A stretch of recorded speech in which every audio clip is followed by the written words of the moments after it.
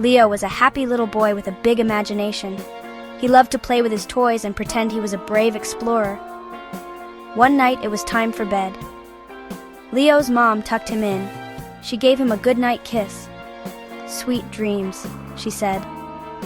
Leo closed his eyes. He snuggled his favorite teddy bear. His teddy bear was very soft and cuddly. Leo started to feel sleepy, but then something magical happened. His pillow started to glow. It was a warm, inviting glow. Leo was curious. He touched the pillow. Whoosh! A sudden gust of wind filled the room, swirling around Leo's bed. Leo felt a funny feeling, like tiny bubbles tickling his skin. It was like he was being pulled through the pillow, as if an invisible hand was guiding him. He closed his eyes tight, bracing for whatever was to come. When he opened his eyes, he wasn't in his room anymore. He was somewhere completely different. Everything was colorful and bright. The colors were more vivid than anything he had ever seen. There were giant flowers and tall, swirly trees that looked like they were made of candy. Leo looked around in amazement. Where was he? This place was unlike anything he had ever imagined. This place was like a dream. Everything seemed so surreal and magical. He took a deep breath, filling his lungs with the sweet, fresh air. Everything smelled like candy and sunshine, a scent so delightful it made him smile. Leo decided to explore. He was too curious to stay still. He skipped down a path, his heart filled with joy. He giggled with every step. This was the best adventure ever. He felt like he was in a storybook.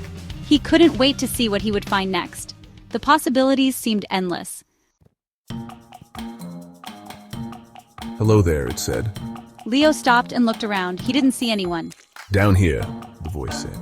Leo looked down. There at his feet was a little bunny rabbit. But this was no ordinary bunny. This bunny was wearing a tiny hat and a little vest. Wow, you can talk!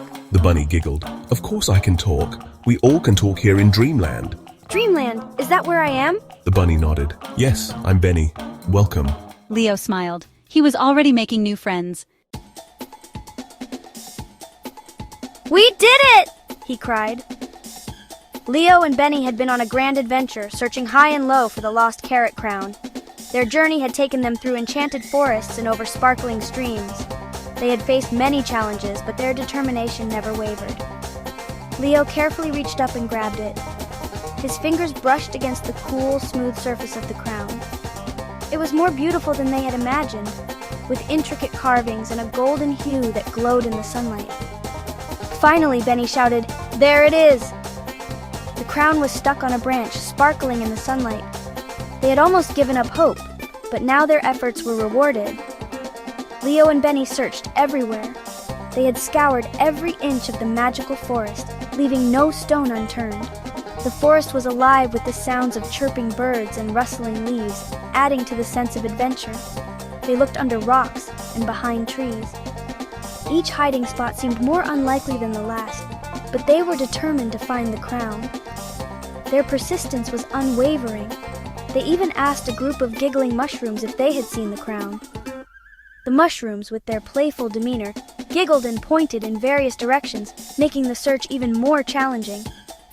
Benny hopped up and down happily. Thank you, thank you." Leo wanted to help. The joy of finding the crown was evident in their eyes, and they couldn't wait to return it to its rightful owner. "I'll help you find it," he declared. Benny hopped closer. Their bond had grown stronger through this adventure, and they knew they could accomplish anything together. "We're having a little problem," he whispered. The urgency in Benny's voice was clear, and Leo knew they had to act fast. "Our king, King Caramel, has lost his carrot crown." The king's worried expression tugged at their hearts, and they were more determined than ever to find the crown. "We need to find it before the big picnic." The picnic was a grand event, and the crown was a symbol of the kingdom's unity and joy. They couldn't let the king down. Benny was so happy. He hugged Leo's leg tightly, his little bunny heart filled with gratitude and joy. Leo could feel the warmth of Benny's hug, and it made him smile. "You saved the day," he squeaked, his voice filled with excitement and relief. Benny's eyes sparkled with admiration for his new friend. Leo felt proud. He had never felt this way before. It was a new and wonderful feeling, knowing he had made a difference. He helped his new friend, and that made him feel special. Leo realized that helping others brought a unique kind of happiness. Suddenly, Leo felt sleepy again. He yawned, his eyes growing heavy. The excitement of the adventure was wearing off, and he felt the pull of sleep. Benny hugged him goodbye, his tiny arms wrapping around Leo one last time. "Thank you for everything," Benny whispered. "Thank you for visiting Dreamland," he said, waving his little paw. Benny's voice was filled with warmth and gratitude. Leo closed his eyes, feeling the comfort of his bed. The softness of his pillow and the warmth of his blanket made him feel safe. When he opened them, he was back in his bed. The familiar surroundings of his room greeted him, and he felt a sense of peace. His pillow was still warm. He smiled, remembering the adventure he had just experienced. It felt so real, yet so magical. It had been a wonderful adventure. Leo knew he would cherish these memories forever. The joy of helping a friend and the magic of Dreamland would stay with him. Leo snuggled his teddy bear close and closed his eyes. The soft fur of his teddy bear was comforting, and he felt a sense of contentment. He drifted off to sleep, dreaming of talking bunnies and magical lands. His dreams were filled with the wonders of Dreamland, a place where anything was possible. He knew he could visit Dreamland anytime he wanted, as long as he closed his eyes and let his imagination soar. The magic of Dreamland was always within reach.